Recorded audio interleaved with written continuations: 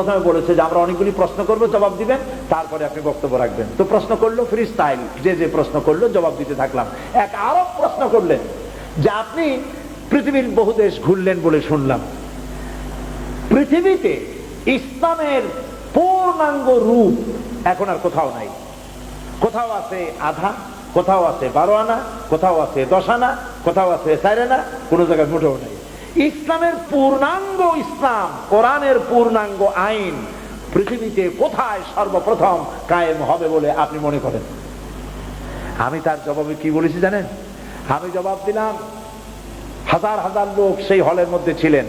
আমি জবাবে বললাম, গোটা পৃথিবী ঘুরে, এই পৃথিবীর বহু দেশ ঘুরে আমার যে রিডিং এবং অবজারভেশন, তাতে আমার মন বলে পৃথিবীতে আপনি ঠিকই বলেছেন, পৃথিবীতে কোথাও পূর্ণাঙ্গ ইসলাম নাই। 14 আনা, 12 আনা, 8 আনা এরকম আছে, পূর্ণাঙ্গ নাই। পূর্ণাঙ্গ ইসলাম পৃথিবীতে হবে ইনশাআল্লাহ।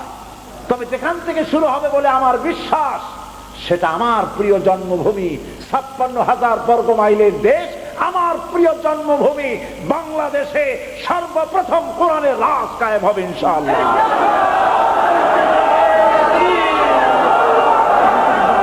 আমি জানি ভাইরা, আমি তাদের বললাম, দেখেন এইটা আমি কায়ের জোরে বলি নাই, এর পেছনে দলিল আছে।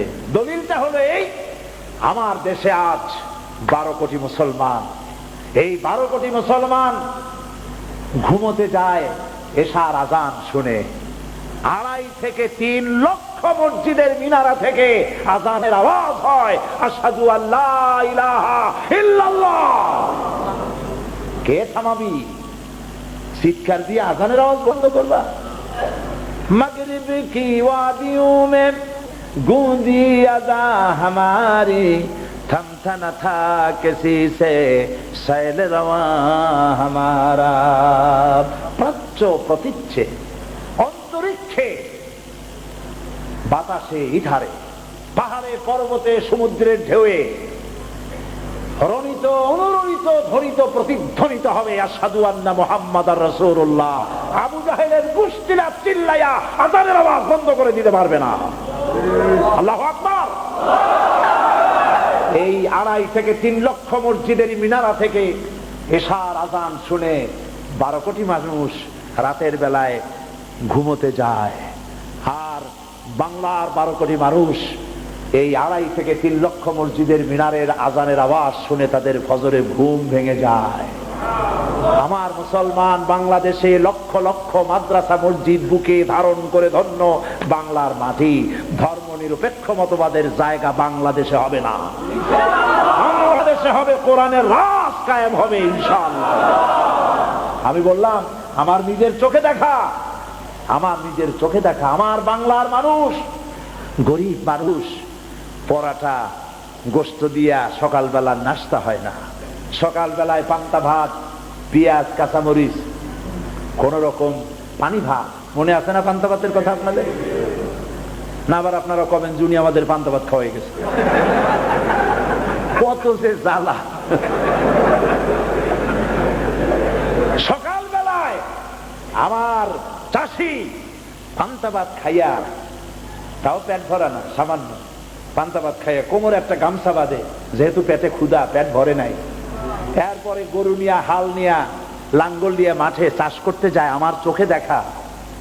বাংলার আনাচে কানাচে ঘুরি, আলহামদুলিল্লাহ বাংলাদেশের এমন কোন উল্লেখযোগ্য জায়গা নাই যেখানে আমি যাইনি। আলহামদুলিল্লাহ, আল্লাহ নিচ্ছেন। আমার চোখে দেখা আমার চাষি চাষ করে করে, হাতে ঘড়ি নাই, আকাশের দিকে তাকায় দেখে জোহরে রক্ত হয়ে গেছে। গরুগুলা দাঁড় করায় রাখিয়া কাদা পানি দিয়ে কোন রকম উজু করিয়া কোমরের গামছাটা খুলে মাথায় বান্ধিয়া আইলের উপরে দাঁড়াইয়া ক্ষুধার্ত চাষি আল্লাহর সিজদা দেয়।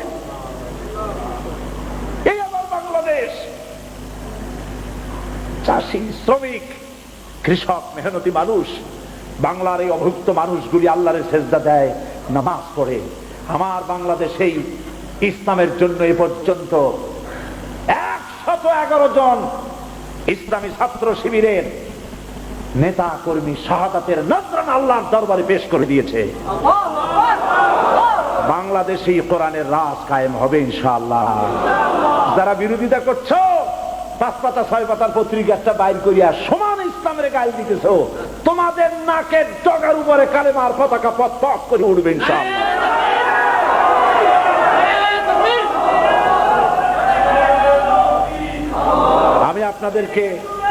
আমি আপনাদেরকে বলবো, বাংলাদেশকে ভালোবাসুন, বাংলাদেশকে ভালোবাসুন, বাংলাদেশকে ভালোবাসুন, এবং এই দেশে যতদিন থাকবেন আল্লাহ আপনাদেরকে রাখুন, ইমানের সাথে রাখুন। বলি আমিন। হিন্দু সংস্কৃতিতে ডুবে যাবেন না, মুসলমান পরিচয় বেঁচে থাকুন, বাংলাদেশকে ভালোবাসুন। জীবন এবং মওতের ফয়সালা আল্লাহর হাতে, কারো কোনো ব্যক্তির হাতে মৃত্যুর ফয়সালা নাই। যদি আমার মৃত্যু থাকে কারো গুলিতে আমি শহীদ হব, সারা পৃথিবী পাহারা দিয়া সেই গুলি থেকে আমাকে বাঁচাতে পারবে না। আর যদি আমার জন্য কোনো গুলি আল্লাহর পক্ষ থেকে বরাদ্দ না থাকে, সারা পৃথিবী বৃষ্টির মতো আমার প্রতি আমাকে লক্ষ্য করে গুলি ছুড়লে আমার একটা পশমও হেলাতে পারবে না। এটা আমার ঈমান।